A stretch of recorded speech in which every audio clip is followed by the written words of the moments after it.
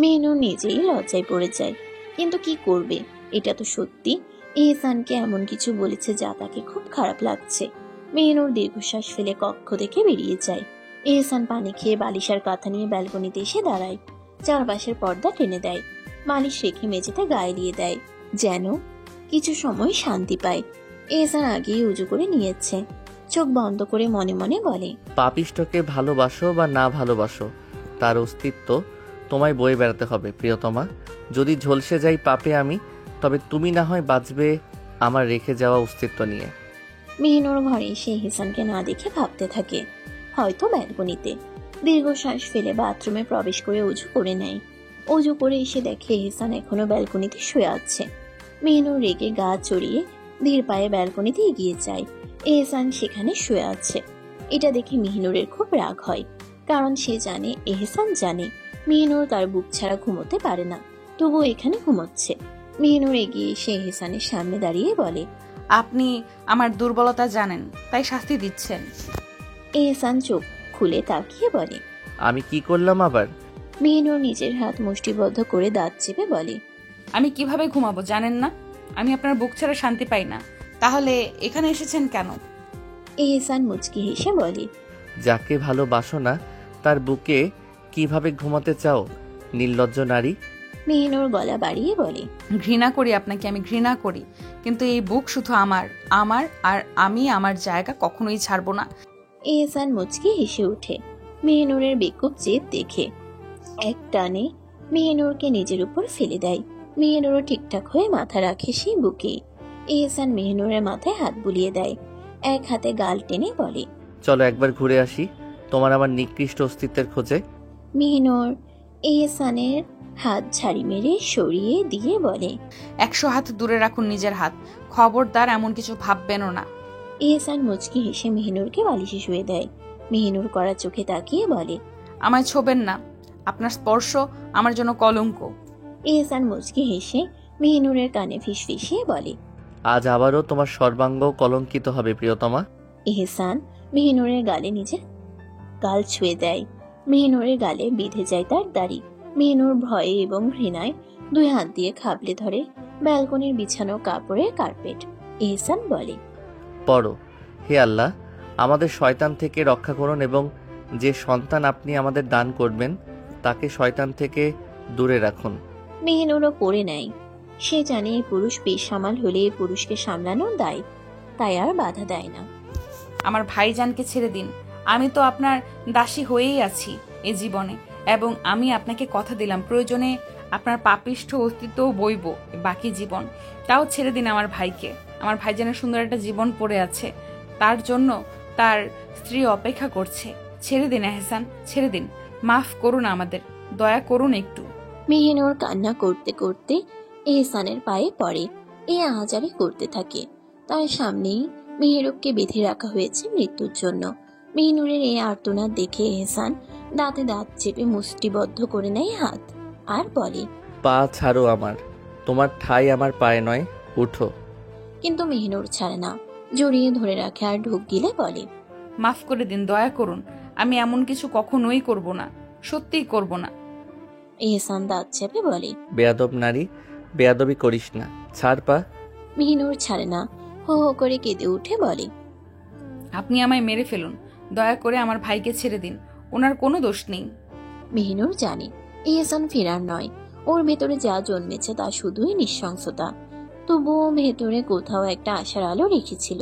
ভুল ভেবেছিল মেহনুর তাকে ভালোবাসে, আর ভালোবাসা মানে এই নয় যে সে তার অন্যায়ের পাশে দাঁড়াবে, বরং ভালোবাসা মানে তাকে সঠিক পথে ফিরিয়ে আনা। এ কারণে সে এক অদ্ভুত সিদ্ধান্ত নিয়েছিল। এহসানের সব অন্ধকার দিকগুলো সে বলেছে মেহেরুবকে, না মেহেরাজকে বলেনি। মেহেরাজ ঈশার স্বামী, যতই হোক তার এখনো কিছু দায়িত্ব থেকে যায়। কিন্তু মেহেরুব, সে সাহসী, বুদ্ধিমান।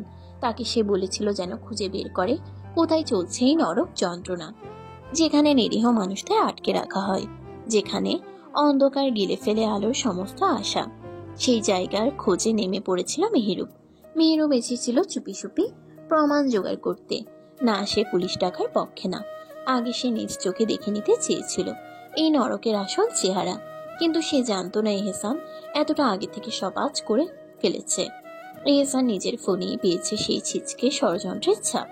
কল রেকর্ড, মেসেজ, ঠিকানা সবই তার হাতের মুঠোয়। মেহনুর যে তার ফোন দিয়ে এইসব কর্ম করেছে তার অগোচরে মেহরুব ধরা পড়ে যায়। এহসানের লোকেরা তাকে ধরে আনে আর তুলে দেয় সেই কলোনির উঠোনে রাখা একটা পুরনো লোহার চেয়ারে, হাত পা বাঁধা, চোখে শীতল ভয়, মুখে নির্বিক চাহনি। এহসান তখন মেহনুরের নিয়ে আসে উঠানে। তার চোখে হিংস্র আগুন, মুখে অদ্ভুত ঠান্ডা হাসি। যে চাই মেহনুরের সামনেই মেহরুবকে শেষ করতে, শুধু একটা কোপ আর তারপর সব শেষ। কিন্তু মেহনুর সে ভেঙে পড়ছে না, সে কাঁদছে না, সে কেবল বলেছে, না প্লিজ, না কিছু করবেন না। তার চোখে জল, কণ্ঠে আরতি। মাফ করে দিন, মাফ। এই আরতিতে কেঁপে ওঠে এহসানের ভেতরের সে পুরনো মানুষটা। হ্যাঁ, পাপিষ্ট সে, কিন্তু এখন এই একটুকু কণ্ঠস্বর তার হৃদয়ের সবচেয়ে দুর্বল জায়গায় আঘাত হানে। সে থেমে যায়, মেহনুরের মুখের দিকে তাকিয়ে থাকে কিছুক্ষণ, তারপর নিঃশব্দে পেছনে সরে যায়। আকাশ জুড়ে তখন স্তব্ধতা। আর উঠোনে সেই বন্দি চেয়ারটার সামনে দাঁড়িয়ে এহসান, যার চোখে ধীরে ধীরে জন্ম নিচ্ছে দ্বন্দ্ব। মেহনুরের ভালোবাসা কি তাহলে সত্যিই তার অন্তরে নরককে পুড়িয়ে ফেলতে পারবে? এত কিছুর পরও এহসানের মেহনুরের উপর তীব্র রাগ হচ্ছে না। এ কেমন যন্ত্রণা! সে কেন রাগ করতে পারছে না এই নারীর উপর? সামান্য বিরক্তিটুকুও আসে না। আর রাগ তো বিলাসিতা। এহসান চোখ খুলে মেহনুরের বাহু আলতো করে ধরে তুলে দাঁড় করায়। মেহনুর কাঁপছে, দাঁত অব্দি কাঁপছে। ধরা পড়ে গেছে সে। এমন অবস্থা হবে তা ভাবেনি কখনো।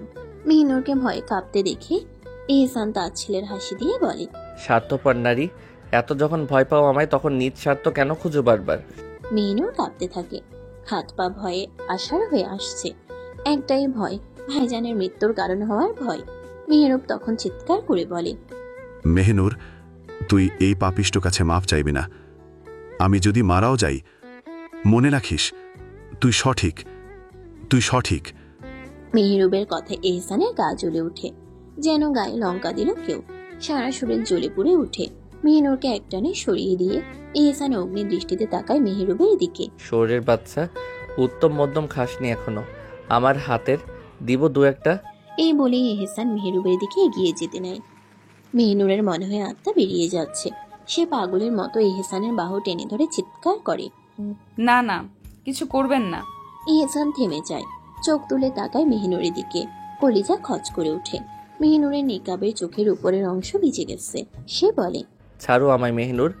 মেহনুর ছেড়ে দিয়ে মুহূর্তেই ঝাপটে ধরে এহসানকে, আর কাঁদতে কাঁদতে বলে, ছেড়ে দিন আমায়, মাফ করে দিন, দয়া করুন আমায়, আমার ভাইটাকে মাফ করে দিন। এহসান অবাক হয়। এই নারীর এমন স্বার্থ দেখেও সে তাকে ভালোবাসে। স্বার্থপর হোক, সে ভালোবাসে এই স্বার্থপর নারীকেই। নিঃস্বার্থ হলেও স্বার্থপর হলেও তার, সেই তো তার মেহনুর। এহসান মেহনুরের মাথায় হাত বুলিয়ে দিতে দিতে বলে, কেঁদো না, কিছু করবো না আমি মেহনুর। মেহনুর স্বস্তির শ্বাস ফেলে, কিন্তু তাও এহসানকে আঁকড়ে ধরে রাখে। তার এমন ভয় দেখে এহসান আবার তার ছেলের হাসি দিয়ে বলে, নিজের বোঝ তো খুব ভালোই বুঝো প্রিয়তমা। নিজের বাবা, নিজের ভাই, নিজের চাচা, সবার দোষ জেনেও তাদের এত ভালোবাসো, কিন্তু আমি এত ভালোবাসার পরও আমার পাপের জন্য আমায় এত ঘৃণা করো, এত। মেহনুর নির্বাক হয়ে যায়। হ্যাঁ সত্যি তো, সে তো শুধু নিজের বুঝি বুঝে, কিন্তু এসব তো সে এহসানকে নিয়ে একটা সুন্দর জীবন পার করার জন্যই করছে। মেহনুর এহসানের পাঞ্জাবির পিঠের অংশ আঁকড়ে ধরে বলে, ভালোবাসেন এত কিছুর পরও আমায়? এহসান হতবাক এই প্রশ্নে। এই নারীকে কিভাবে সে বোঝাবে যে তার প্রাণ পর্যন্ত এই নারীর হাতে সঁপে দিতে রাজি সে? এহসান মেহনুরের কানের কাছে মুখ এনে বলে, তোমার প্রতি ভালোবাসা আমার এই জীবন কি পরজীবনেও শেষ হবে না, মনে রেখো প্রিয়তমা। মেহনুর মনে করেছিল এহসান হয়তো মেহরুবের সাথে তাকেও চিন্তা কবর দেবে। একটা সময় পর্যন্ত এই পুরুষটাকে সে এক নিষ্ঠুর দানব বলে ভেবেছিল, যে ক্ষুধার্ত প্রতিহিংসায় পুড়ে ছাই করে দেবে সবকিছু। অথচ এই পুরুষ তো সম্পূর্ণ তার ভাবনার বিপরীত। সে তো ভালোবাসে, গভীর নিঃশর্ত আর জ্বলন্ত ভালোবাসায়। এহসান ধীরে ধীরে মেহনুরের হাত ছাড়িয়ে নেয়, তারপর মেহরুবের দিকে এগিয়ে যেতে নেয়। কিন্তু মেহনুর আবারও চমকে উঠে তার হাত আঁকড়ে ধরে। না না, কিছু করবেন না। মেহনুরের গলা কাঁপছে, চোখে আতঙ্ক জমে আছে। এহসান থমকে দাঁড়িয়ে মুচকি হাসে। তার ঠোঁটের কোণে এক ধরনের শান্ত দাহ জ্বলে ওঠে। সে মেহনুরের চোখে চোখ রেখে ধীরে বলে, আস্থা রাখো। পাপিষ্ট হতে পারি কিন্তু কথার খেলাপ করি না। কিছু করব না, শুধু কথা বলবো। মেহিনুর নিঃশ্বাস চেপে ধরে, তারপর ধীরে ধীরে কাঁপতে কাঁপতে তার হাতটা ছেড়ে দেয়। এহসান তখন সামনে এগিয়ে যায়, মেহরুবের সামনে গিয়ে চেয়ারের হাতলে 2 হাত ভর দিয়ে শরীরটা একটু ঝুঁকিয়ে আনে। কণ্ঠটা গভীর, চোখে ভয়াবহ তীক্ষ্ণতা। তুই আমার প্রিয়তমার প্রিয়জন না হতি তবে তোর কবর নিজ হাতে খুঁড়তাম আজ আমি, এহসান। মেহেরব চোখে চোখ রেখে তাকায়, কোনো ভয় নেই, বরং তীব্র অবজ্ঞায় ঠোঁট বাঁকিয়ে বলে, তোর মতো পাপীর যোগ্যতা নেই আমার বোনকে প্রিয়তমা বলার, তাই এটা বলবি না। এহসান তার ছেলে হাসি দেয়, ঠোঁটের কোণে এক পাকা ক্ষত ঝুলে থাকে। তোর বোনের আত্মা রাগলে অবধি এই পাপই বিরাজ করে, আর তুই এসব আবল তাবল বকছিস। মেহেরব হেসে ওঠে, কিন্তু সেই হাসিতে ব্যঙ্গ, গ্লানি আর অপমান গলে ঝরে পড়ে। আমার বোন বোকা, তাই তোকে ভালোবেসেছে। এ কথা শুনে হঠাৎই আগুন ছুটে ওঠে এহসানের চোখে। সে গর্জে ওঠে। শুকরিয়া আদায় কর রবের প্রতি যে বেঁচে গেছিস প্রাণে। কথা শেষ করে এক দৃষ্টিতে তাকিয়ে থাকে কিছুক্ষণ, তারপর পিছিয়ে আসে, চোখ নামিয়ে হুকুম দেয় তার লোকদের, এই কীটটাকে মুক্তি দিয়ে দে। সবাই হতবাক। মুহূর্তেই মেহরুবের বাঁধন খুলে দেয়। এহসান এবার ধীরে ধীরে ফিরে আসে মেহিনুরের সামনে। তার চোখে অদ্ভুত কোমলতা, যা আগুনের ভেতর থেকে বেরিয়ে আসা কোনো শান্তির ছায়া মনে হয়। সে মেহিনুরের দিকে তাকিয়ে হালকা হাসে, তারপর কোনো পূর্বাভাস ছাড়াই মেহিনুরকে তুলে নেয় কোলে। মেহিনুর তড়ি ঘড়ি করে বুকে লেপ্টে পড়ে। আজ সে ক্লান্ত, ভীত আর ভীষণ অপরাধ বোধে পুড়ে যাচ্ছে। এহসান কানে কানে বলে, চলো আপন পাপিষ্ট রাজ্যে আবারও। মেহিনুর চুপচাপ চোখ বন্ধ করে রাখে, নীরস ভাবে লেপ্টে থাকে আপন পুরুষের বুকে। সেই বুক যেখানে সব পাপ আর সব দহন মিলেও ভালোবাসাকে দাবিয়ে রাখতে পারে না। তার মনে হতে থাকে, আমি কি আদৌ এ ভালোবাসার যোগ্য? এত ভালোবাসা পেয়ে আমি কি তার যোগ্য হয়েছি কখনো? শুধু সে জড়িয়ে ধরে রাখে, কারণ ভালোবাসা প্রাপ্য দিয়ে মাপা যায় না। ভালোবাসা শুধু অনুভব করা যায়। ভালোবাসা শুধু অনুভব করা যায়। তুমি যতই স্বার্থপর হও, আমি সেই স্বার্থপর নারীকেই ভালোবাসি। তুমি যদি বিশ্বাসঘাতক হও, তবে আমি সেই বিশ্বাসঘাতক নারীর প্রেমেই অন্ধ। এহসান আজ অদ্ভুত আচরণ করছে, নিজের হাতে রাতের খাবার খাচ্ছে। এমনটা আগে কখনো হয়নি। বিয়ের পর যতদিন রাতে একা খেত, ততদিনও মেহিনুরের হাত থেকেই খেত। কিন্তু আজ বাড়ি ফিরে মেহিনুরকে ডাকার প্রয়োজনও মনে করলো না। নিচে এসে চুপচাপ টেবিলে বসে গেল। মেহিনুর থমকে যায়, মনটা কেমন করে ওঠে, সবকিছু কেমন এলোমেলো লাগে হঠাৎ। এহসান টেবিলে বসেছে, এটা তো শুধুই বসা নয়, একটা বদলে যাওয়া অভ্যাসের নাম, একটা অদৃশ্য দূরত্বের আভাস। এহসান গম্ভীর গলায় বলে, খাবার দাও। শব্দটা যেন বিষের মতো ঘুরে ফিরে বাজে মেহিনুরের কানে। তার হৃদয়ে কাঁপন ধরে, রাগ নয়, ব্যথা হয়। খাবার এনে টেবিলে রাখে সে ধীরে, হাত কাঁপে না, তবু মন কাঁপে। আজ এহসান একটিও কথা বলে না, চুপচাপ খেতে থাকে। মেহিনুর পাশে দাঁড়িয়ে থাকে, ঠিক আগের মতো, কিন্তু আগের মতো কিছুই যেন নেই।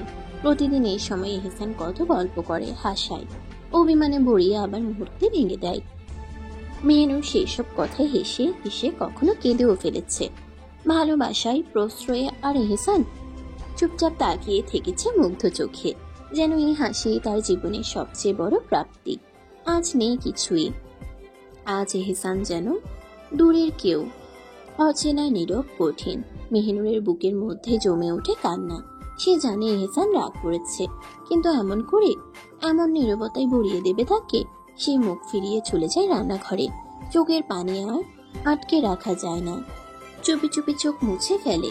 তার ভেতরটা পুড়ে যাচ্ছে এহসানের এমন অবহেলায়। সে নিতে পারছে না আর। পেছনে দাঁড়িয়ে থাকা এহসান মুচকি হেসে ফেলে, নিজেকেই বলে, আমি তো তোমার রাগ অভিমান ভাঙাতেই ন্যস্ত, আজ না হয় তুমি একটু সহ্য করো। তার কণ্ঠে ক্লান্তি, কিন্তু ভালোবাসা ঝরে পড়ে। চোখে এক ধরনের বিষণ্ণতা, যা একজন ভালোবাসার মানুষের নিষ্পাপ রাগকে দেখেও সয়ে নেয়। নিজেকেই বলল, বোকা নারী, তোমার এহসান ভীষণ বেকুব। দেখো একটু কথা না বলাতেই কাঁদছে, অথচ যখন বলি তখন তো শুনতেই চায় না। খাবার শেষ করে উঠে দাঁড়ায়। আমার শেষ, তুমি খেয়ে নিও। মেহিনুর যেন তার নাম শুনেই প্রাণ ফিরে পায়। তাড়াতাড়ি চোখ মুছে বেরিয়ে আসে, চুপচাপ খাবার গুছাতে শুরু করে। এহসান বলে, খাবে না? সব রেখে দিচ্ছ যে। মেহিনুর থমকে যায়, কি করে বলবে, গলা দিয়ে কিছু নামছে না। তবু অন্যটা ঠিক করতে করতে বলে, খাবো খাবো, রান্নাঘরেই বসে খাবো। এহসান কিছু না বলে চলে যায় উপরে। পায়ের শব্দ যেন ধীরে ধীরে মিলিয়ে যায় দূরে, যেমন করে মাঝে মাঝে মানুষ দূরে সরে যায় মনের ভেতর থেকেও। মেহিনুর একা বসে থাকে রান্নাঘরে। চোখের কোণে জমা জল ফোটে না, ঝরে পড়ে। মেহিনুর সব গুছিয়ে তারপর যায় ঘরে। ঘরে গিয়ে দেখে ঘরটা ফাঁকা, মনটাও এহসান নেই। মেহিনুর দীর্ঘশ্বাস ফেলে বাথরুমে প্রবেশ করে উঁচু করার জন্য। এহসান ঘরে নেই, ব্যালকনিতে দাঁড়িয়ে। মন বিষাদে পড়ে গেছে। মেহিনুরের এমন ব্যবহারে সে অসহায়। মেহিনুর বাথরুম থেকে এসে এহসানকে না দেখে ঘরে আর থাকতে পারে না। অভিমান ভুলে অনুশোচনায় ভরে ওঠে মন। সে জানে সে ঠিক ছিল, কিন্তু এমন ব্যবহারেরও তো একটা সীমা আছে। তাকে বুঝতে হবে, মানতে হবে। তাকে বুঝতে হবে, মানাতে হবে। কিন্তু মস্তিষ্ক বলে তুমি ঠিক, তুমি পাপ করনি, কেন তুমি আগে এগোবে? অন্তর বলে সে যদি পাপীও হয় তবুও সে তো তোমার, তার প্রাণ তো তুমি, অবহেলায় কিভাবে থাকবে তুমি? মেহিনুর কাঁপতে কাঁপতে এগিয়ে যায় ব্যালকনির দিকে। হাত পা কাঁপছে, মুখ দগ্ধ করছে, তবুও এহসানের মুখোমুখি হতে চায়, শান্তি চায়, ভালোবাসা চায়। নিশুতি রাতে স্নিগ্ধ বাতাসে পর্দা উঠছে ধীরে ধীরে। আকাশে ঝরে পড়ছে নরম জ্যোৎস্না। সেই আলো ছুঁয়ে যাচ্ছে মেহিনুরের কাঁপতে থাকা হাত। বুকের ভিতর যেন আগুন জ্বলছে, কলিজা ধকধক করছে। পা আর চলে না, তবু নিজেকে সামলে মনের ভাঙা টুকরোগুলোকে জোড়া দিতে ব্যালকনির দিকে এগিয়ে যায় সে। হাত পা কাঁপছে, চোখে জল জমে আছে, কণ্ঠ রুদ্ধ, গলা শুকিয়ে কাঠ। তবুও সাহস করে এহসানের পাশে গিয়ে দাঁড়ায় মেহিনুর। এহসান ধীরে মুখ ঘুরিয়ে তাকায় ওর দিকে। এক পলকেই বুঝে ফেলে সব। মেহিনুরের মুখ শুকিয়ে এসেছে, ঠোঁট ফাটছে, চোখ লাল। এহসানের কপাল ভি কুচকে আসে। এমন অসহায় চেহারাটা সে দেখতে চায়নি। ঠিক তখন মেহিনুর হঠাৎ সামনে ঝাঁপিয়ে পড়ে, দু হাতে এহসানের পা জড়িয়ে ধরে। এহসান মুহূর্তেই হতবাক, সারা শরীর হিম হয়ে আসে।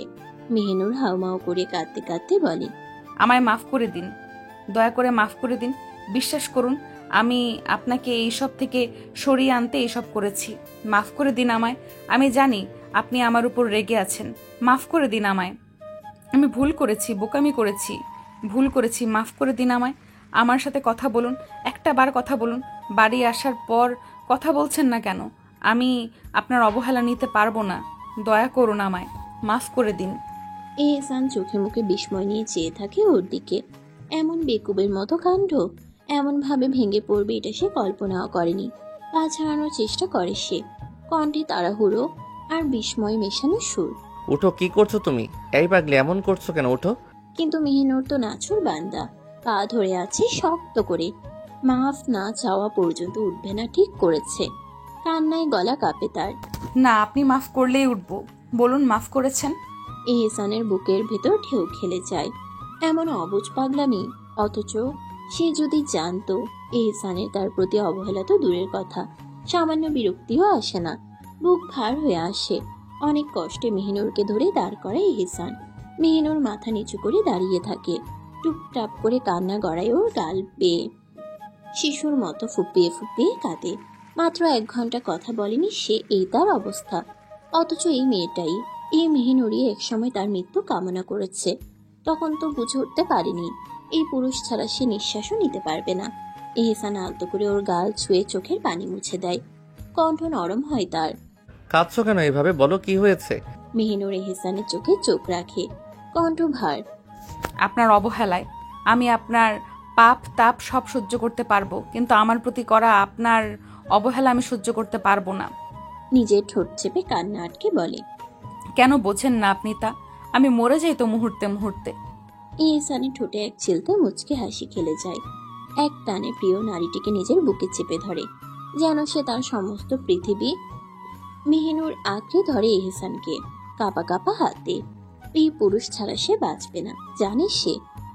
এই পুরুষ পাপী, তবুও তার ভালোবাসা ভয়ঙ্কর। সেই ভালোবাসাতেই আজ এই মেয়েটা এত বাজেভাবে জড়িয়ে গেছে। নীরবতায় ভরে যায় চারদিক। এক পাশে রাতের বাতাস, আর অন্য পাশে বুকের ভেতর উথাল পাথাল ভালোবাসা। মেহিনুর ফুপিয়ে উঠে বলে, খুব রাগ করেছেন তাই না আপনি আমার উপর?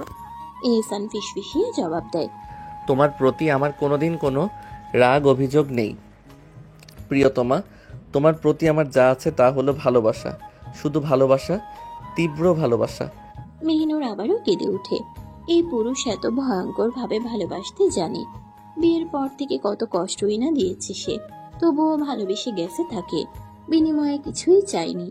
ইহসান মেহিনুরের মাথায় আলতো করে হাত বুলিয়ে দিতে দিতে বলে, কাঁদো, যত ইচ্ছে কাঁদো, মনে রেখো আমার এই বক্ষস্থলে শুধু তোমার, তাই এই বুকেই তোমার মনের সব ক্ষোভ কেঁদে বিসর্জন দাও। মেহিনুর ঢোক গিলে বলে, আপনার প্রতি আমার কোনো ক্ষোভ নেই, আপনার প্রতি। তবে বাকিটা আর বলতে পারে না। ঠোঁট কেঁপে ওঠে, গলা ভারী হয়ে আসে। আবারও ফুপিয়ে কেঁদে ওঠে সে। ভালোবাসার কথা বলবে না, পারবে না। বললেই নিজের প্রতি ঘৃণা বেড়ে যাবে আরো। রাতের নীরবতা এখনো ভেঙে যায়নি। জ্যোৎস্না এখনো ছুঁয়ে যাচ্ছে ব্যালকনির কার্নিশ। বাতাসের শীতলতা হালকা কাঁপিয়ে দিচ্ছে মেহনুরের চুলের খোপা। দুজনেই নিঃশব্দে দাঁড়িয়ে, একটানা হৃদয় বিহবলতার মধ্যে।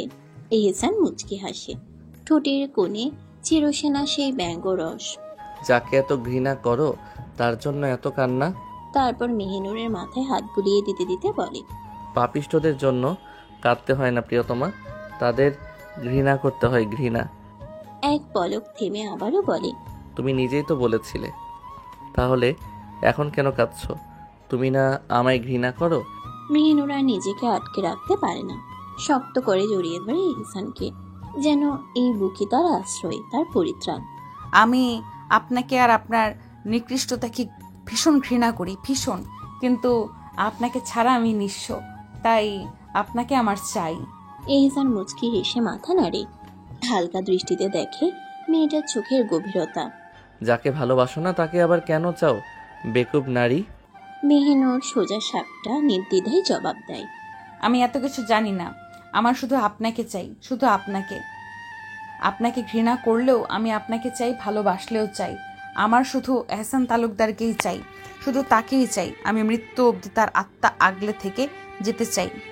তার কথাগুলো যেন হাওয়ায় না ভেসে গিয়ে গেঁথে যায় এহসানের হৃদয়ের গভীরে। এহসান মেহিনুরের কোমরে নিজের দুই হাত রাখে। হঠাৎ স্পর্শে কেঁপে ওঠে মেহিনুর।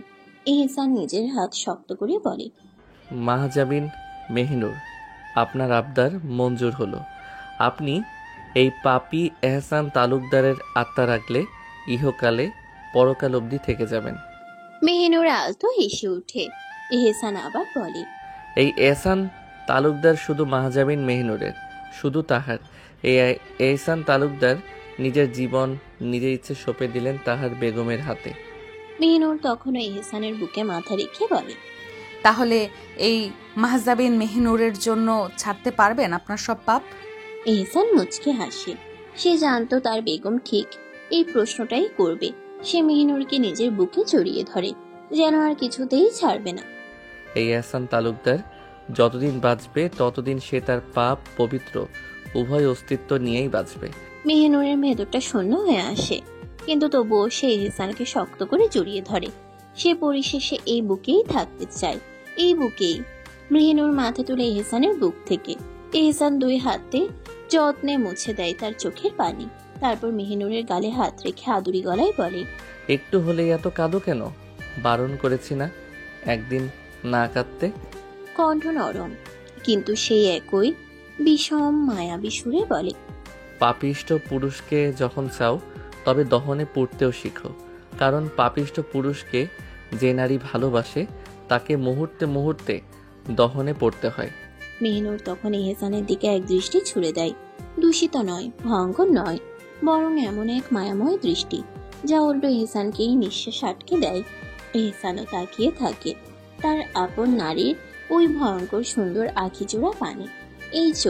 এই চোখের মায়া তাকে মুহূর্তে মুহূর্তে ঘায়েল করে ছাড়ে। এহসান নিজের বুকের দিকে একবার তাকায়, যেন ঠিক করে নিচ্ছে নিজেকে। তারপর ফের মেহিনুরের দিকে তাকিয়ে নিজের বুকের উপর আঙ্গুল রেখে বলে, তোমার এই চোখের চাহনি আমার এই পাপিষ্ঠ বুকের বা পাশে যখন বিধে, তখন আমার দুনিয়া স্তব্ধ হয়ে ওঠে। আমি নিজেকে হারিয়ে ফেলি, আমি নিঃস্ব হয়ে যাই তোমার আখি পানে। এ কেমন ভয়ঙ্কর সুন্দর তোমার চাহনি। মেহিনুর ধীরে পায়ের তালুতে ভর করে একটু উঁচু হয়ে এহসানের গলায় হাত জড়ায়। এহসান মুচকি হেসে ভ্রুকুচকে তাকায় ওর পানে। মেহনুর নেশাক্ত চোখে কিছু মুহূর্ত এহসানের চোখের দিকে এক দৃষ্টিতে তাকিয়ে থাকে। অতঃপর মুখ এগিয়ে নিয়ে প্রথমবারের মতো সে নিজে এহসানের ঠোঁটে নিজের ঠোঁট ডুবিয়ে দেয়। এহসান চোখ বুঝে নেয়, সাথে সাথে হাত এগিয়ে মেহনুরের চুলের খোপা আঁকড়ে ধরে। তারপর আপন নারীর আপন অধরে নিজেও ডুবে যায়। মেহরুবের বুকে মাথা রেখে শুয়ে আছে নুরি। চোখে ঘুম নেই তার। ভেতরে ভেতরে আলোড়ন উঠছে একটার পর একটা।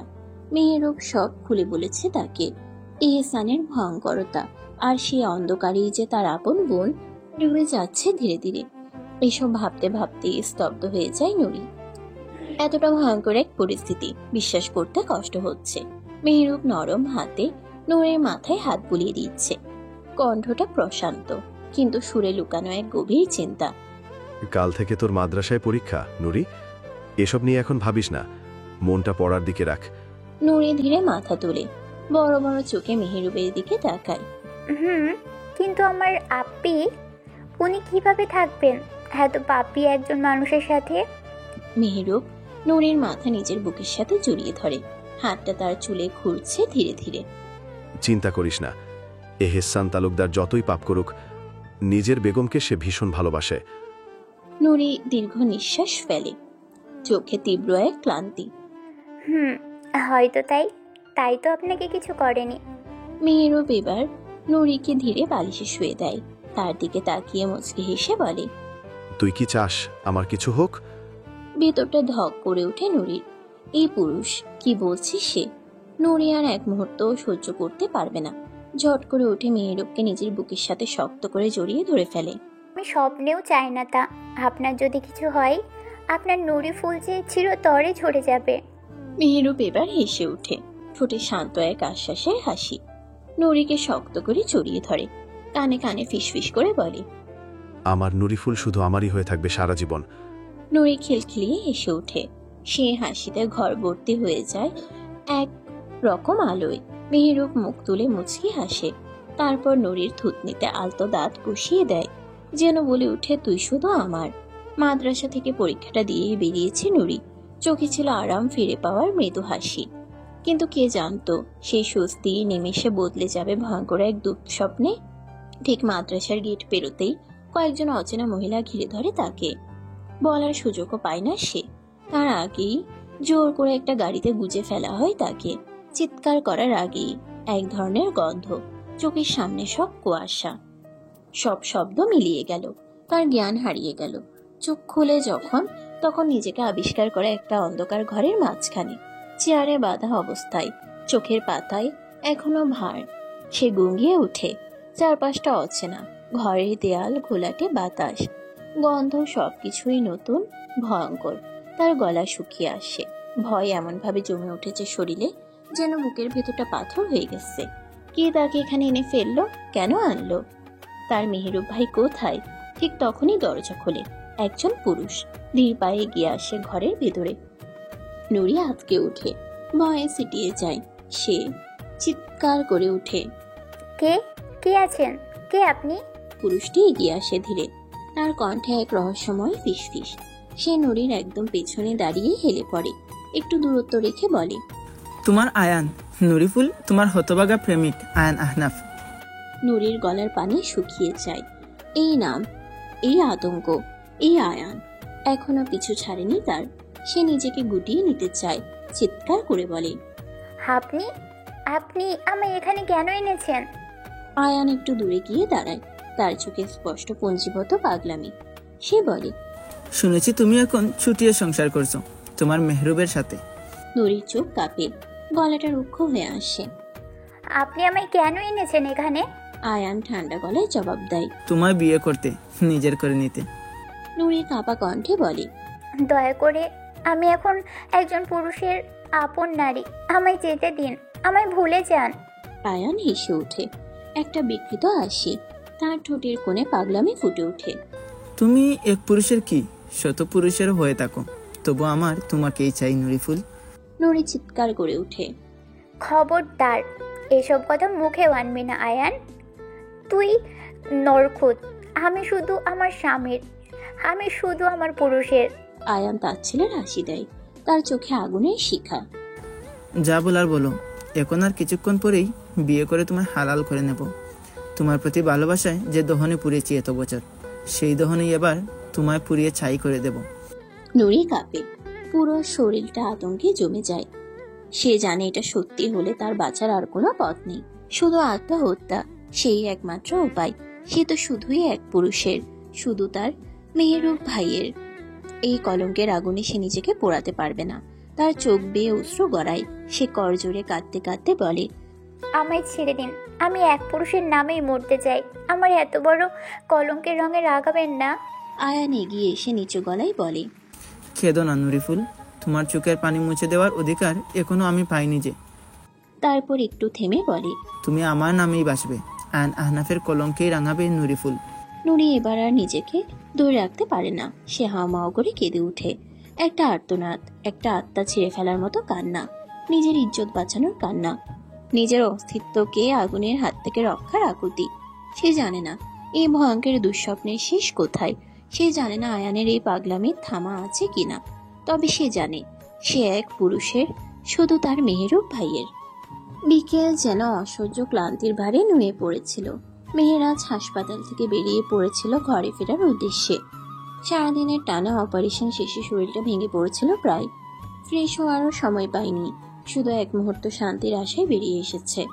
কিন্তু পিছু ছাড়েনি ঈশা। ফোনের স্ক্রিনে একই নাম বারবার জলজল করছে, ঈশা কলিং। 5 মিনিট পর পর ফোন দিচ্ছে বারবার।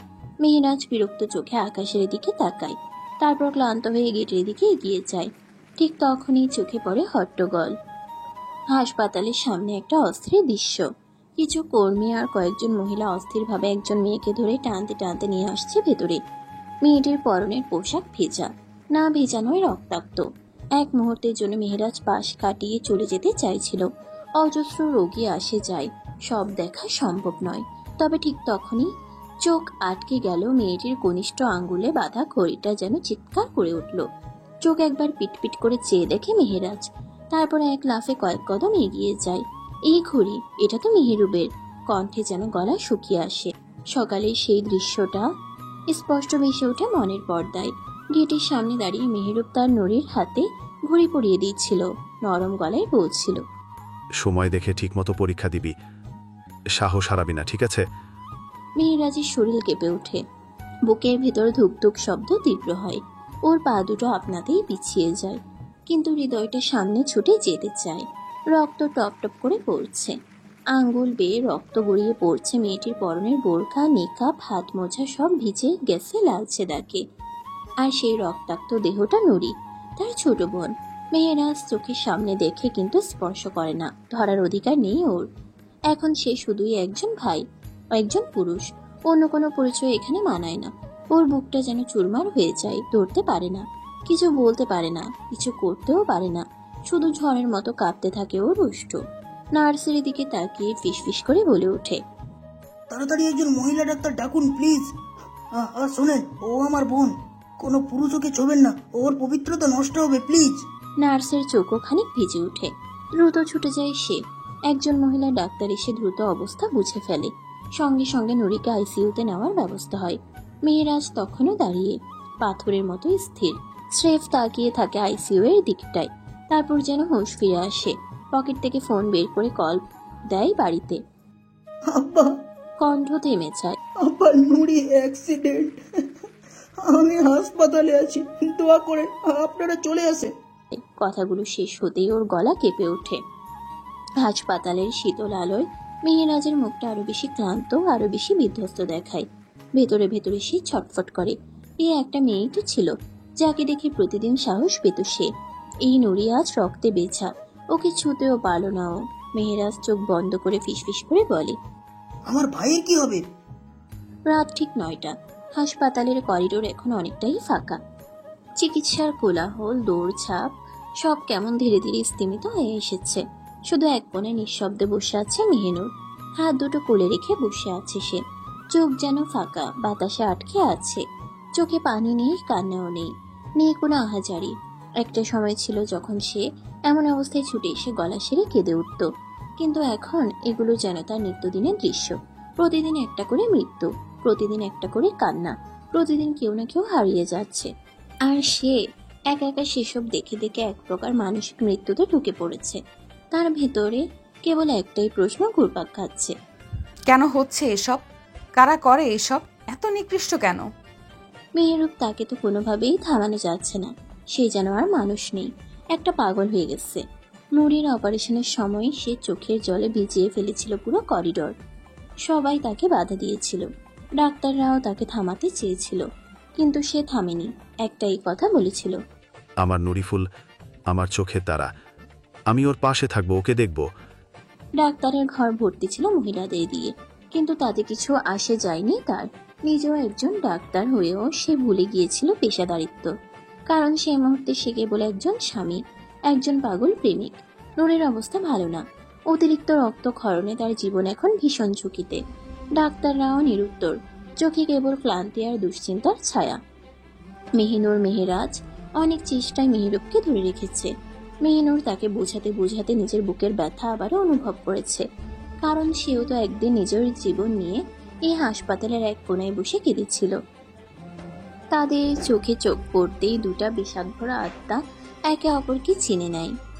ব্যথা চেনার জন্য রক্তের সম্পর্ক লাগে না, একটুকু অনুভবই যথেষ্ট। নূরের বাবা শুরুতে ভীষণ শক্ত ছিলেন, সবার সামনে নিজেকে ধরে রেখেছিলেন, কিন্তু যখন মাগরিবের নামাজে দাঁড়ালেন, মোনাজাতে মেয়ের নাম উচ্চারণ করলেন, তখন আর পারেননি।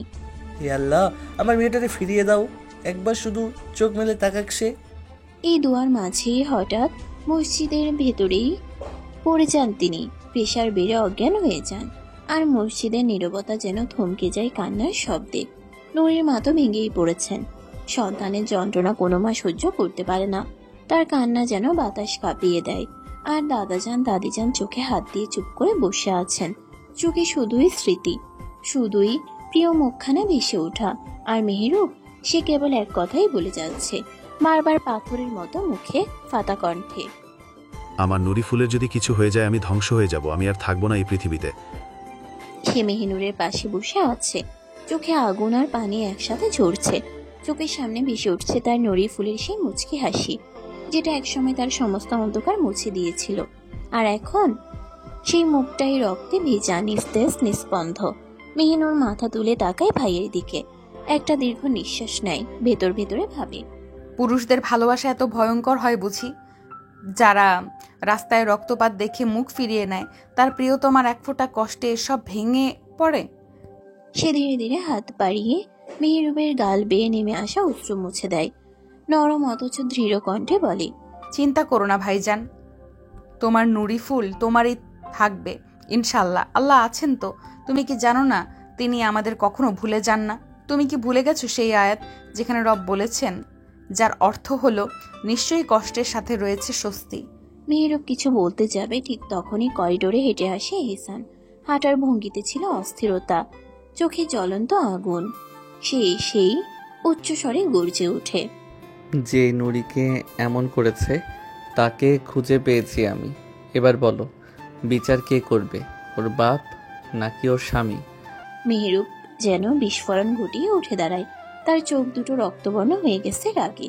সে গর্জে ওঠে, ওর স্বামী আমি, ওই হারামির বিচার আমি করব, নিজের হাতে করব, আমি তার জীবন শেষ করে দিব।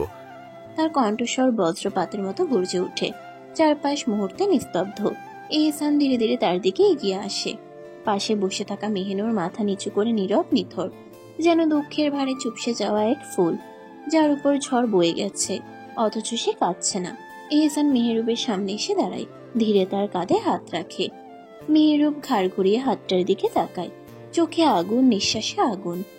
মারতে হলে ভয়ঙ্করভাবে মারতে হবে, এহসানের গলায় দৃঢ়তা। নয়তো তার দায়িত্ব আমার লোকজন নেবে।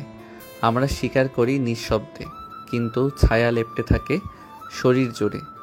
মেহেরুবের কপালের রগ ফুলে ওঠে, দাঁত কিরমির করে সে বলে, ভয়ঙ্করের চেয়েও ভয়াবহ রূপ নিতে রাজি আমি, আমার হাতেই চাই বিচার। এহসানের ঠোঁটে এক রহস্যময় মুচকি হাসি খেলে যায়।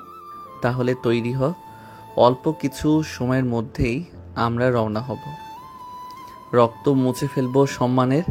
এরপর তার চোখ স্থির হয় এক কোণে চুপচাপ বসে থাকা মেহিনুরে। তার পাশ থেকে কিছুটা দূরে বসে আছে ঈশা। এহসান ধীরে ধীরে হাঁটতে থাকে বোনের দিকে। ঈশার পাশে মেহেরাজ বসে আছে, কোনো এক ফাইল নিয়ে ব্যস্ত, হয়তো জগতের কোনো হিসাব। কিন্তু এই মুহূর্তে এহসানের কাছে সবকিছুই মিথ্যে। ঈশার সামনে যেতে এসে উঠে দাঁড়ায়, মাথা নিচু করে সালাম দেয়। আসসালামু আলাইকুম ভাইজান। তীক্ষ্ণ চাহনিতে কিছু মুহূর্ত তাকিয়ে থাকে এহসান। তার ছোট্ট ঈশা আজ কত বড় হয়ে গেছে, সংসার হয়েছে, জীবন হয়েছে, কিন্তু ভাইয়ের চোখে সে আজও সেই ছোট্ট মেয়ে, যার মাথায় বেনি ছিল, চোখে স্বপ্ন ছিল। এহসান হাত বাড়িয়ে দেয়, আর ঈশা ঝাঁপিয়ে পড়ে ভাইয়ের বুকে।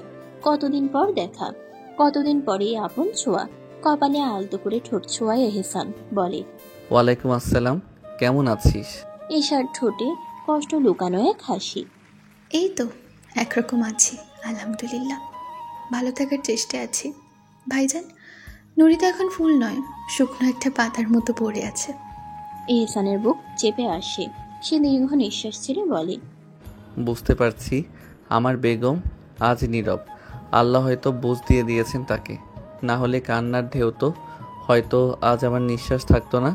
ঈশা চোখ নামিয়ে ফেলে, বলে, না ভাইজান, বুঝ দেয়নি কেউ, ও পাথর হয়ে গেছে, তাই এমন নীরব।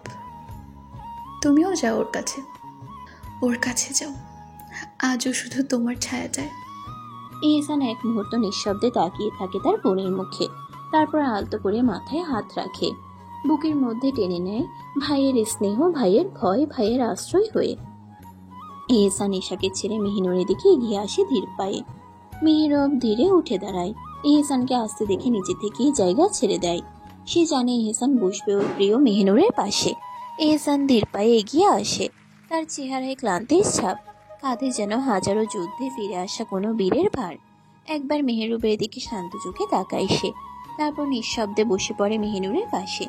মেহিনুর এক ঝলক তাকায় এহসানের দিকে, হৃদয়ের গভীর থেকে কেমন একটা অচেনা বেদনা বয়ে যায়। ক্লান্ত চুল, অগোছালো চোখ, নিঃশ্বাস, নীরবতা এহসানকে যেন ভীষণ ক্লান্ত দেখায় আজ। চোখ নামিয়ে নেয় সে, তবুও হাত বাড়িয়ে দেয়, ছুঁয়ে দেয় এহসানের চুলগুলো। এহসান চোখ বুঝে নেয়, এ এক ক্ষণিকের শাস্তি, যেখানে না আছে রক্ত, না আছে হিংস্রতা, শুধু আছে দুজনের নিঃশব্দ ভালোবাসা। মেহনুর ফিসফিস করে বলে, এমন অবস্থা কেন? এহসান চোখ মেলে চেয়ে থাকে মেহনুরের চোখে, একটা বাঁকা হাসি ঠোঁটে এনে উল্টো প্রশ্ন ছুড়ে দেয়। তুমি কাঁদছো না যে আজ? মেহনুর দীর্ঘ নিঃশ্বাস ফেলে, চোখ দুটো যেন আকাশের মতো বিস্তৃত হয় যায় যন্ত্রণায়। কি আর করব, এগুলো এখন নিত্যদিনের ঘটনা হয়ে গেছে। প্রতিদিন নতুন রক্ত, নতুন কান্না, আর আমি প্রতিদিন নতুন করে মরি, জানেন? এই কথা শুনে এহসান হালকা মুচকি হেসে আবার নিঃশ্বাস ছাড়ে। এ দুনিয়া যুদ্ধক্ষেত্র প্রিয়তমা, এখানে টিকে থাকতে হলে যুদ্ধ করতেই হয়। মেহনুর কিছুক্ষণের জন্য চুপ করে থাকে, চোখে ভাসে আয়ান, রক্ত, মেহরুবের গর্জন, সব। তারপর আবার এহসানের দিকে তাকিয়ে ধীরে জিজ্ঞেস করে, আপনি কিছু খেয়েছেন? এহসান সামনের দিকে তাকিয়ে গলার স্বর নরম করে উত্তর দেয়। হুম। শব্দটা ছোট, কিন্তু গলায় একটা ক্লান্তি মিশে থাকে। এই ছোট্ট মুহূর্তটা ছিল তাদের দুজনের, যেখানে মৃত্যু, প্রতিহিংসা, রক্তের মধ্যেও এক চিলতে ভালোবাসা টিকেছিল নিঃশব্দে। এহসানের লোকজন অনেক খোঁজ খবরের পর অবশেষে আয়ানকে ধরে এনেছে। তার জন্য সাজানো হয়েছিল এক জাহান্নাম। শহরের উপকণ্ঠে পড়ে থাকা পুরনো একটা গোডাউন, দেয়ালে স্যাঁতস্যাঁতে শ্যাওলা, মেঝেতে ছড়িয়ে থাকা মরিচা ধরা যন্ত্রপাতি, আর অদ্ভুত একটা শীতল গন্ধ। মাঝখানে কাঠের একটা চেয়ার, সেই চেয়ারে গুজে বসানো আয়ান। না, শুধু বসানো নয়, আটকে রাখা হয়েছে নিষ্ঠুরভাবে, তার দুই হাত উপরে টানা, প্রতিটি আঙ্গুলে মোটা সুতলি পেঁচানো। সেগুলো আবার রশির মাধ্যমে বাঁধা হয়েছে গোডাউনের চার কোণে। এক এক করে টানতে টানতে আঙ্গুলের হাড় আলাদা হয়ে যাচ্ছে, রক্ত কুচকে যাচ্ছে আঙ্গুলের গাঁটে, চামড়া ছিঁড়ে মাংস পেটে বেরিয়ে আসছে। তবুও মুখে একটাই কথা, নুরিফুল শুধু আমার। চোখে ভয় নেই, আছে উন্মাদ ভালোবাসার দাবানল। এমন সময় গোডাউনের ভারী লোহার দরজাটা ঠেলে ভিতরে প্রবেশ করে এহসান। তার ডান পাশে হেঁটে আসছে মেহেরুব, চোখ দুটো জ্বলছে রক্তের মতো লাল হয়ে। দুজনে একসাথে সামনে এসে দাঁড়ায় আয়ানের। আয়ান চেয়ে থাকে মেহেরুবের দিকে, চোখে এক পেশে প্রেম, ঠোঁটে ক্ষতবিক্ষত হাসি, আর মেহেরুব এক ঝটকায় গর্জে ওঠে, ষাঁড়ের বাচ্চা, তোর জন্য আমার নুরিফুল আজ কান্নায় ভেঙে পড়েছে। এ বলেই বাঘের মতো ঝাঁপিয়ে পড়ে আয়ানের দিকে। কিন্তু ঠিক তখন এহসান এক হাতে ঠেলে থামিয়ে দেয় ওকে। থাম ভাতিজা, এত তাড়াহুড়ো করিস না। ভয়ঙ্কর মৃত্যুটা আমি দেখতে চাই। ধীরে পরিপাটি করে হোক শাস্তি। তারপর চোখের ইশারায় হাসিবকে ডাক দেয়। হাসিব ছায়ার মতো এগিয়ে এসে হাতে একটা তীক্ষ্ণ ছুরি তুলে দেয় এহসানের হাতে। এহসান ছুরিটা একবার ঘুরিয়ে দেখে, ধার পরীক্ষা করে, তারপর সেটা মেহেরুবের হাতে তুলে দিয়ে বলে, যা তোর যেমনি ইচ্ছা কোপা, আমি আছি, তুই শুধু খেল দেখাস। মেহেরুব ছুরি হাতে নেয়। তার চোখে এখন আর মানুষ নেই, একটা হিংস্র পশু দাঁড়িয়ে আছে সামনে। এক রক্ত পিপাসু হাসি দিয়ে সে এগিয়ে যায়। তারপর একটা, দুইটা, তিনটা, 7-8টা ছুরির কোপ সোজা আয়ানের বুকের মাঝ বরাবর। প্রতিটি কোপে তীব্র রক্তধারা উঠে এসে ছিটকে পড়ে মেহেরুবের মুখে, জামায়। সে তবুও থামে না। তুই আমার স্ত্রীর দিকে হাত বাড়িয়েছিস, তোর রক্ষা নেই। আমি যতটা শান্ত ততটাই ভয়ঙ্কর। আয়ান তবুও মরে না। মুখ থেকে ঝরছে টলটলে গরম রক্ত, তবুও মুখে হাসি। গল গল রক্তে ভেজা ঠোঁট ফাঁক করে বলে, নুরিফুলকে ভালোবাসি, আমি ভীষণ ভালোবাসি। এই কথা শুনে মেহেরুব পাগলের মতো তাকে ধাক্কা দিয়ে ফেলে দেয়। চেয়ার সহ নিচে পড়ে যায় আয়ান, আর তার সুতলি পেঁচানো আঙ্গুলগুলো ধরফড়িয়ে ছিঁড়ে যায়। প্রতিটি আঙ্গুল মেঝেতে পড়ে থাকে আলাদা আলাদা করে, মেঝেতে একটার পর একটা রক্তাক্ত আঙ্গুল। এহসান দাঁড়িয়ে হালকা করে তাল চাপ দেয়, যেন নাটক চলছে। তার ঠোঁটে এক পাশে বাঁকা হাসি।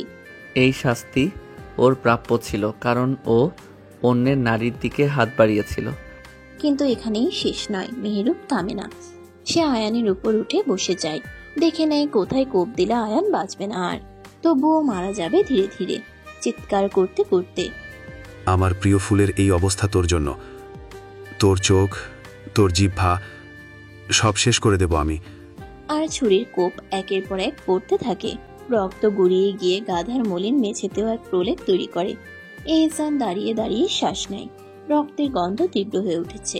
সে চোখ বন্ধ করে বলে, রক্তের ঘ্রাণ, উফ, শুধু নিজে না, অন্যকে রক্তে উল্লাস করতে দেখেও ভালো লাগে আজকাল। আয়ান মেঝেতে পড়ে আছে। তার শরীর থেকে ছুটে যাওয়া আঙ্গুলগুলো একটা একটা করে গড়িয়ে পড়ছে সিমেন্টের মেঝেতে। চারপাশ রক্তে ভেসে যাচ্ছে। আয়ান কেঁপে উঠছে। চোখের পাতা খোলারও শক্তি নেই, কিন্তু ঠোঁটের কোণে একটা পাগলাটে হাসি লেগেই আছে। নুরিফুল শুধু আমার। মেহেরুব ঝাঁপিয়ে পড়ে আবার। এবার বুক না, চোখের দিকে তাকিয়ে ছুরি চালায়। তোর চোখ দিয়ে নুরিফুলের দিকে তাকিয়েছিস না? আজ চোখ তুলে ফেলবো তোর। ছুরির কোপে আয়ানের চোখের পাতা ছিঁড়ে যায়। আর্তনাদ ছড়িয়ে পড়ে গোডাউনের ইটবালিতে। একটা ইঁদুর ভয় পেয়ে দৌড়ে পালায়। আর এহসান, সে এক কোণে ঠান্ডা চোখে দাঁড়িয়ে রক্ত মাখা দৃশ্যটা দেখছে। তার চোখে কোনো ঘৃণা নেই, আছে কেবল এক বিকৃত তৃপ্তি। হাতের আঙ্গুলে একটা সিগারেট, ঠোঁটের কোণে হালকা বাঁকা হাসি। সে হঠাৎ হেঁটে যায় আয়ানের দিকে, নিচু হয়ে মুখটা আয়ানের মুখের কাছে এনে বলে, এই আয়ান, মৃত্যু তো সবার হয়, কিন্তু এমন করে মরার সৌভাগ্য কয়জনের হয় রে? তারপর সে আয়ানের গালে একটা থাপ্পড় দিয়ে দাঁড়িয়ে যায়। এহসান মেহেরুবের অবস্থা বুঝে সে হাসিবকে ডাকে। হাসিব, গ্যাস আন, একটা আগুনের খেলা দেখি। হাসিব চলে যায় দ্রুত। মুহূর্ত পরে ফেরে গ্যাস সিলিন্ডার আর একটা ছোট্ট ফ্লেম থ্রোয়ার নিয়ে। মেহেরুব হাসে, ছুরি ফেলে দেয়। সে এখন শুধু রক্তে রঙিন নিজের জামা দেখে। তুই মরার আগেও আমার ফুলের নাম নিচ্ছিস আয়ান? তাহলে তোর জিহ্বাটাও আর না থাক। এবার সে হাঁটু গেড়ে বসে। ছুরি দিয়ে আয়ানের মুখের ভিতর ঢুকে যায়। একটা চিৎকার, একটা আর্তনাদ, আর তারপর স্তব্ধতা।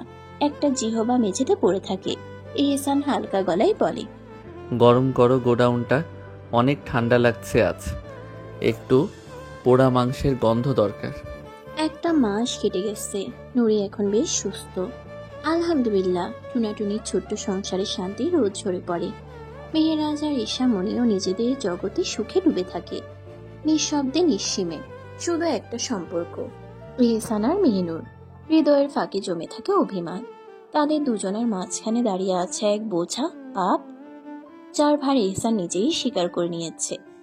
বাঁচলে নিজের পাপ, নিজের পবিত্রতা দুইটাই নিয়ে বাঁচব, এটাই তার এক কথা।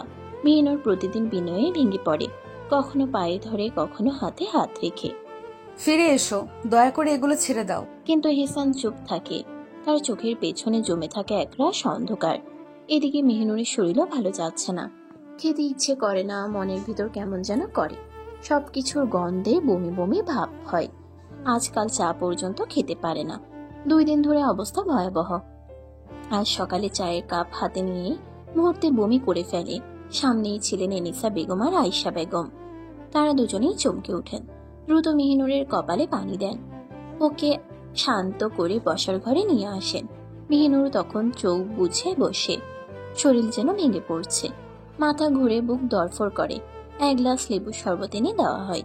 এক ঢোক খেয়ে গ্লাসটা এনিসা বেগমের হাতে দিয়ে মেহিনুর সোফায় হেলে পড়ে, গলায় কাপা কাপা স্বরে বলে, আম্মা, আমার ভেতরটা কেমন করছে, কুলাচ্ছে না, মনে হচ্ছে নাড়ি ভুড়ি বেরিয়ে আসবে। এই কয়দিন ধরে এমন হচ্ছে, কিন্তু আজ তো খুব বাজে করছে। এনিসা বেগম ওর পাশে বসেন, হাত ধরে ধীরে বলেন, মা, এটা স্বাভাবিক। আমার মনে হয় তুমি মা হতে চলেছ। শব্দগুলো যেন মেহিনুরের ভেতর একটা বোমা ফাটায়। মা হতে চলেছে? ঠোঁট কাঁপতে থাকে, চোখে অশ্রুর কুয়াশা, গলা শুকিয়ে আসে। সত্যি সবকিছুর মানে এবার মিলছে। এই কষ্ট, এই অস্থিরতা সবটাই তো। নিজের পেটে হাত রেখে মেহিনুর মাথা তোলে, আলতো হেসে তাকায় এনিসা বেগম, আয়েশা বেগম আর আমিনা বেগমের দিকে। এটা সত্যি সত্যি তো? আয়েশা বেগম ওর পাশে বসে মাথায় হাত বুলিয়ে বলে, পাগলি, সত্যি না হলে এমন হবে কেন? তবে একবার ডাক্তার দেখিয়ে নে। আমিনা বেগম বলেন, আমি ডাক্তার আপাকে ফোন করি, দাঁড়াও। কিছু সময় পর ডাক্তার এসে মেহিনুরকে চেক করেন। ঘর নিঃশব্দ, সবার দৃষ্টি ওর দিকে। ডাক্তার এক সময় হালকা হাসি দিয়ে বলেন, বেগম, তুমি মা হতে যাচ্ছ। ঘর জুড়ে আনন্দের শীতল ঢেউ, কিন্তু মেহিনুর বসে থাকে চুপচাপ। একটাই অনুভূতি বারবার ধাক্কা দিচ্ছে হৃদয়ে, আমি মা হতে যাচ্ছি। আশেপাশে হাসির ঝিলিক, কোলাহল, কিন্তু ওর ভেতর চলছে এক গভীর নিঃশব্দ লড়াই। ঠিক তখনই বাড়ির সদর দরজা খোলা হয়। ম্লান চোখ, ক্লান্ত শরীর আর গম্ভীর মুখ নিয়ে এহসান ঢোকে ঘরে। রাতভর সে বাইরে ছিল, শেয়ার মার্কেটের পরিস্থিতি নিয়ন্ত্রণে ব্যস্ত। নিজের স্বার্থে অনেক কিছু করছে সে, এমনকি আয়ানকে সরিয়ে দিয়ে এখন নাটক করছে আরিফের সাথে। আর এদিকে মানুষ লসকে শেয়ার বেছে দিচ্ছে, সে তখন তা কিনে নিচ্ছে সস্তায়। কিন্তু আজ ফিরে এসে ঘরের এমন দৃশ্য দেখে থমকে দাঁড়ায়। ডাক্তার, মেহিনুর, সবাই এমন করে তাকিয়ে আছে কেন? দ্রুত পায়ে এগিয়ে আসে, মেহিনুরের সামনে দাঁড়িয়ে পড়ে। কি হয়েছে আম্মা? ওর এমন করছে কেন? ডাক্তার, কেন? মেহিনুরের গলায় ফিসফিসে স্বর, চোখে জমে থাকা অশ্রু নিয়ে। এ বলে তাড়াতাড়ি মেহিনুরের পাশে এসে বসে এহসান। তারপর খুব নরম হাতে মেহিনুরের মাথায় হাত বুলিয়ে দিতে থাকে। কিন্তু মেহিনুর সে আগের মতোই বসে থাকে, নীরব নিথর। কোনো কথা বলবে না সে। এই পুরুষটার উপর সে রাগ করে আছে কাল থেকে, না আসলে কালের পর কাল ধরে। এহসান বাড়ি আসেনি গত রাতেও, তার আগের রাতেও না। সে ভেবেছিল আরো কিছু হবে, আরো অনেক কিছু হবে, কিন্তু হয়নি। চিন্তায় অপেক্ষায় সে প্রায় প্রাণ হারিয়ে ফেলেছিল। তবু সে মুখ খুলেনি, পণ করেছে আর কোনো কথা নয়। এমন সময় এনিসা বেগম হালকা রাগের সুরে বলে ওঠেন, কেন? কি করবে তা জানেই? তোমার এতে কি? পরের মেয়ে কেন এনেছো? খবর রাখো ওর শরীর কেমন যাচ্ছে, ভালো আছে কিনা। এহসান চমকে ওঠে, কপালে চিন্তার ভাঁজ পড়ে। কি বলছো আম্মা? ও তো ঠিকই আছে। কি হয়েছে?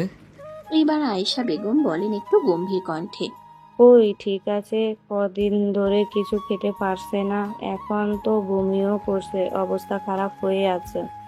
মেহিনুর তখনও চুপচাপ বসে থাকে। সে জানে এই খবরটা শুনলে এহসান পাগল হয়ে যাবে খুশিতে। সারাদিন বাচ্চা বাচ্চা করে ঘোরে লোকটা, আর আজ আল্লাহর রহমতে সেই বাচ্চা সে এলো বলে। ডাক্তার নিয়ে তখন হেসে ওঠেন। এনিসা বেগম এবার ধীরে ধীরে এগিয়ে আসেন এহসানের দিকে, তার মাথায় স্নেহ ভরে হাত বুলিয়ে দিতে দিতে বলেন, বাপরে, তুই বাপ হতে যাচ্ছিস। তোর বেগমের কোলে নতুন বংশধরের আবির্ভাব হচ্ছে। এই কথা শুনে এহসানের ভিতরে যেন ধক করে কেঁপে ওঠে কিছু। সে বাবা হতে যাচ্ছে, সে বাবা, তার নারী, তার মেহিনুর, সে তো তার সন্তানের মা হতে যাচ্ছে। এক পলক মেহিনুরের দিকে তাকায় এহসান, তারপর ধীরে চোখ ফেরায় মায়ের দিকে। উচ্ছ্বাসে তার ঠোঁটে ফুটে ওঠে এক উজ্জ্বল হাসি। কি আম্মা, কি বলছো তুমি? এনিসা বেগম হেসে বলেন, হ্যাঁ আব্বা, সত্যি। এহসান সোফায় গায়ে লিয়ে দেয়, চোখ বুজে শান্তি নিঃশ্বাস নেয়। গলার আওয়াজে হাসির আবেশ মিশিয়ে তৃপ্তি করে উচ্চারণ করে, সমস্ত প্রশংসা সে আল্লাহর, যার নিয়ামতের দ্বারা সৎ কাজ পূর্ণতা লাভ করে। তারপর এহসান ধীরে ধীরে কণ্ঠে এক ধরনের কান্না মেশানো আবেগ নিয়ে ফিসফিস করে, হে আমার রব, আমাকে সৎ সন্তান দান করুন। সূরা আস-সাফফাত আয়াত 100। হে আমাদের রব, আমাদের স্ত্রী ও সন্তান সন্ততিদের আমাদের চোখের শীতলতা করুন এবং আমাদের মুত্তাকিদের জন্য আদর্শ বানান। সূরা আল ফুরকান আয়াত 74। মেহিনুর কিছুটা লজ্জায় পড়ে যায় এহসানের এমন পড়া শুনে। চুপচাপ আলগোছে উঠে নিজের ঘরে চলে যায়। এহসান এখনো স্বর্গীয় শান্তির আবেশে, সে যে বাবা হতে চলেছে এই অনুভূতি যেন তাকে ভাসিয়ে নিয়ে যাচ্ছে। হঠাৎ এনিসা বেগম ডাক দেন, বাপ, যা ঘরে যা, আর কতক্ষণ বসে থাকবি? এহসান চোখ খুলে পাশে তাকায়, কিন্তু কই, মেহিনুর তো এখানে নেই। ধীরে ধীরে উঠে দাঁড়ায় সে। এনিসা বেগমের দিকে তাকিয়ে বলে, দোয়া করবেন আম্মা, যেন আমি একজন মুত্তাকি সন্তানের জনক হতে পারি, আর আমার স্ত্রী যেন আপনার মতো একজন আদর্শ মা হয়ে উঠতে পারে। এনিসা বেগম হেসে বলেন, আমার প্রতিটি মোনাজাতে তোদের জন্য দোয়া থাকে বাবা, তোরা আর তোদের সন্তানদের জন্য। এহসান হেসে বলে, আব্বা ভাইজানেরা কোথায়? আয়েশা বেগম উত্তর দেন, তারা মজলিসে। এহসান ওনাদের উদ্দেশ্যে বলে, ওহ, দোয়া করবেন আমাদের জন্য। আমেনা হেসে বলেন, দোয়া আছে ভাই। ঘরে ফিরে আসে এহসান, দেখে মেহিনুর বিছানায় বসে আছে, এক দৃষ্টিতে ব্যালকনির দিকে তাকিয়ে। এহসান আলতো পায়ে তার দিকে এগিয়ে যায়। মেহিনুর এহসানকে দেখতে পেয়ে উঠে দাঁড়ায়। উদ্দেশ্য একটাই, সেখান থেকে বেরিয়ে যাওয়া। রাগে অভিমানে জ্বলে আছে সে। এহসান ততক্ষণে তার হাত ধরে নেয়। মেহিনুর থেমে যায়। সেই হাতে তাকিয়ে কঠোর গলায় বলে, ছাড়ুন বলছি, আমায় ছুবেন না। এই বলে হাতটা ঝাঁকি দিয়ে ছাড়িয়ে নেয়। এহসান মুচকি হেসে এক টানে তাকে টেনে নেয় নিজের বুকের সাথে। মেহিনুর ছটফট করে, চায় এহসান থেকে ছুটে যেতে, কিন্তু এহসানের হাত তার কোমরে শক্ত করে বাঁধা। আর মেহিনুর স্তব্ধ হয়ে যায়। হাজারবার সেই স্পর্শে অধিকারী হয়েছে, দিনে রাতে, কিন্তু প্রতিবারই নতুন করে শিহরিত হয়। মনে হয় এই স্পর্শ নতুন, এই ভালোবাসা নতুন। এহসান চোখে ভালোবাসা নিয়ে বলে, এত রাগ করছো কেন? কাল তো পা পর্যন্ত ধরেছিলাম। মেহিনুর রেগে গিয়ে বলে, তো মাফ চেয়ে কি করলেন? সে তো একই কাজ করলেন, জুতা মেরে গরু দান। এহসান হেসে তার থুতনি আলতো ছুঁয়ে বলে, এত রাগ করো না প্রিয়তমা, তুমি যদি এইভাবে রেগে যাও তাহলে আমার বাচ্চাটাও তোমার মতো রক্তটা হয়ে যাব। মেহিনুর আবার এহসানের হাত সরিয়ে দেয়। ছাড়ুন আমায়, আমি কথা বলবো না আপনার সাথে। এহসান ধীরে বলে, জান, মাফ করে দাও, আর কখনো কখনো দেরি করে বাড়ি ফিরবো না। মেহিনুর কড়া চোখে তাকিয়ে বলে, মনে থাকে যেন, আর যদি 10টার আগে বাড়ি না আসেন তাহলে ঘরে জায়গা হবে না, বলে দিলাম। এহসান হেসে ফেলে। আজ তার খুশির দিন। আজ সে পূর্ণতার দিকে আরেকটা এগিয়ে গেল। এহসান মেহিনুরের কপালে চুমু এঁকে দেয়। তার গাল দুটো দু হাতে ধরে ভালোবাসা মাখা গলায় বলে, ধন্যবাদ আমায় এত বড় নিয়ামতের অধিকারী বানানোর জন্য।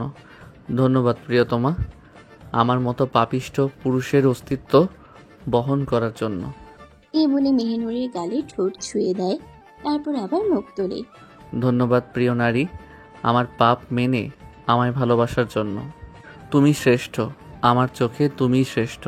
মেহিনুর এবার তার গলা জড়িয়ে ধরে বলে, ধন্যবাদ আপনাকে, আল্লাহর দেওয়া নিয়ামতের জননী বানানোর জন্য আমায়। ধন্যবাদ প্রিয় পাপিষ্ঠ, ধন্যবাদ। এহসান এবার হাত রেখে দেয় মেহিনুরের পেটে, আলতো করে বুলিয়ে দেয়। অনুভব করতে চায় নিজের রক্ত, নিজের অস্তিত্বকে, যে এই পবিত্র গর্ভে বেড়ে উঠছে। সে ধীরে ধীরে হাঁটু গেড়ে বসে পড়ে। মেহিনুরের কোমর জড়িয়ে ধরে তার পেটে মুখ গুজে দেয়। এই গর্ভে এখন আমার আরেক পবিত্র অস্তিত্ব বেড়ে উঠছে। তার গলা ভারী হয়ে আসে, কণ্ঠ কেঁপে যায়। ভাবতেই কষ্ট হচ্ছে, আমি সত্যিই একজন সন্তানের জনক হতে যাচ্ছি। আমি বাবা হতে যাচ্ছি। কলিজা অবধি প্রশান্তিতে ভরে গেছে। মেহিনুর এবার তাকে জড়িয়ে ধরে বলে, আমি মা হতে চলেছি। আমি এহসান তালুকদারের সন্তানের জননী হতে চলেছি। আপনাকে কিভাবে বোঝাবো এই অনুভূতি কতটা ভয়ঙ্কর সুন্দর, কতটা সুখের। ইহসান মেহনুরের পেটের সাথেই জড়িয়ে থাকে আর সে অবস্থাতেই বসে থাকে, কোনো কথা নেই, শুধু নিঃশব্দে হৃদয়ের ভাষায় বলে যায় ভালোবাসা। এশা আর মেহেরাজ এসেছে আজ বড় তালুকদার বাড়িতে। সুখবর শুনে এশার যেন মন টেনেছে এখানে। এতদিনে একবারও বলেনি আসার কথা, আজ হঠাৎ সব দ্বিধা পেরিয়ে মেহেরাজকে নিয়েই চলে এসেছে। মেহেরাজ প্রথমে বাড়ির ভিতর আসতে চায়নি, কিন্তু এশা তো আর মেহেনুর নয় যে ইহসান যা করবে সব মেনে নেবে। জেদে কান ধরে ভিতরে টেনে এনেছে ওকে। আজ মেহেরাজ বলেই দিয়েছে থাকবেও। মেহেরাজের মনে এক অদ্ভুত অনুভূতি, এক ধরনের সংকোচ, ভেতরে একটা চাপা ভয়। ওরা কি ওকে মেয়ের জামাই হিসেবে মেনে নেবে, কিছু বলবে না তো? কিন্তু আসার পরপরই সেই ভয় যেন হাওয়ায় মিলিয়ে গেল। সবাই যেন জামাই আদরে আপন করে নিয়েছে ওকে। নিজের ছোট বোনটাকেও দেখল, শুনে বুক ভরে উঠল। ছোট্ট পরীটা মা হতে যাচ্ছে। তবে একটা জিনিস ওর মনে কাটার মতো বিঁধে গেল। এহসান হেসে মজা করে কথা বলছে ঠিকই, কিন্তু বারবার ভাতিজা আর বাবা ডাক শুনে বেশ অস্বস্তিকর অবস্থায় পড়ছে সে। কিছুতেই স্বাভাবিক থাকতে পারছে না। এদিকে ঈশা দাঁড়িয়ে আছে নিজের ঘরের ব্যালকনিতে। অনেকদিন পরে ঘরে ফেরা, এই ব্যালকনি তার ভীষণ প্রিয়। রাতের আকাশটা যেন আগের মতোই আছে, কিন্তু ঈশার ভেতরে কত বদল। পাশের ব্যালকনিতে দাঁড়িয়ে আছে মেহনুর, আরো দুজন বান্ধবী একসাথে। মেয়েলি গল্পে রাতও যেন ছোট হয়ে যাচ্ছে। ঠিক তখনই মেহেরাজ ঈশাকে রাগানোর উদ্দেশ্যে মুচকি হেসে ব্যালকনির দিকে এগিয়ে এসে বলে,